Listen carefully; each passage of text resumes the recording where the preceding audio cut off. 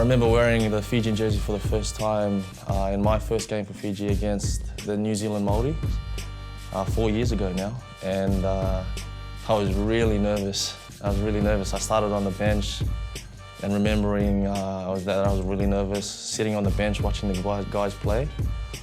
But thankfully I was a part of a team that really encouraged me and invited me into the team, and it was like a family culture. So that allowed me to be really comfortable by the time I got my time to play. So when I was on the field, I was able to express myself fully.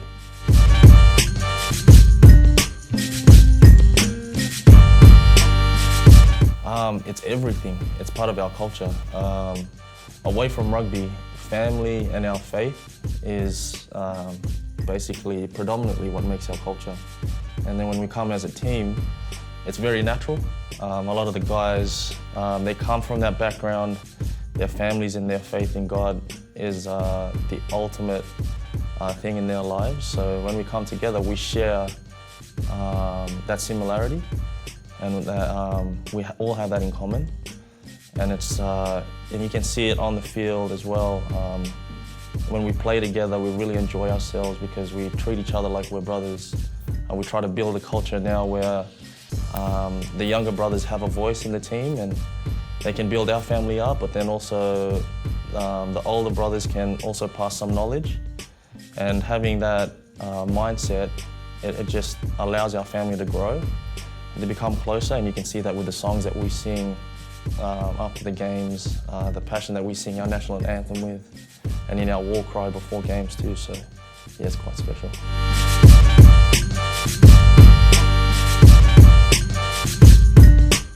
Yeah, in my opinion, I think every opportunity is an opportunity to prove ourselves. We're a small nation, we're a small island nation, but the talent and the potential within that nation is so great at the moment, and you can now see it here in France, in club rugby, throughout the UK. Boys having an influence in Tier 1 nations with the All Blacks and the Wallabies, so on and so forth. So we're just really proud of the talent that's coming out of the country, and also knowing that we're now starting to develop a reputation, I guess, of being able to not just compete with Tier 1 nations, but to beat them as well.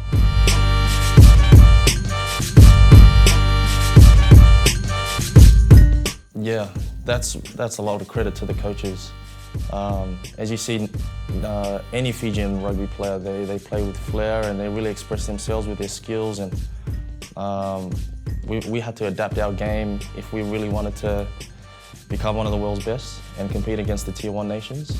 And obviously our set piece and other parts of our game needed to improve, and it's really credit to the coaches that we have and the coaching staff that we have, but also our boys, and them working so hard to now compete in those aspects of the game, and be able to compete and also win ball for us as backs, to allow us to play the style that we want to play.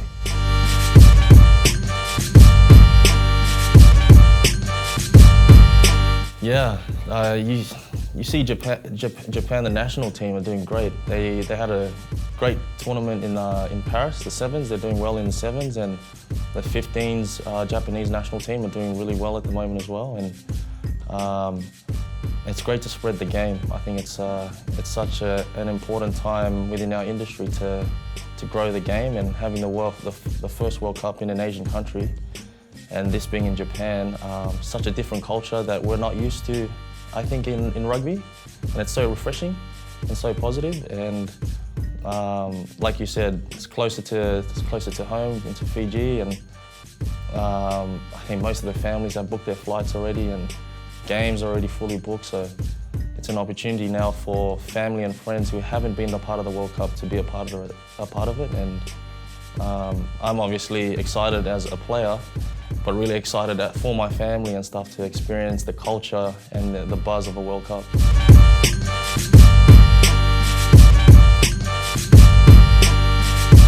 Not really. We're in a tough pool, and I'm just looking forward to the first game. And then when that game's finished and done with, I look forward to the next game. And I think if I start putting too much attention on one team, I tend to lose focus on the task at hand.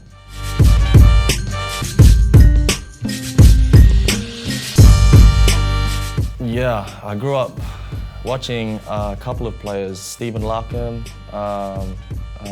Cullen for the All Blacks. There was a rugby league player there's a game in Australia called Rugby League. A player called Andrew Johns, who I used to love watching. But the one guy that I used to watch a lot is Dan Carter. And as a kid, I used to try and mimic the way he kicked goals. And growing up, I tried to get my own style, but never worked because I think as a kid, I'd copied him so much. And even now, playing for Racing and kicking goals, I still mimic his kicking technique. Obviously not at that percentage yet, but yeah. Dan Carter was a guy that I loved watching, just the way he was composed under pressure and being able to control a game with his composure, but also the way that he played and the way he controlled his team.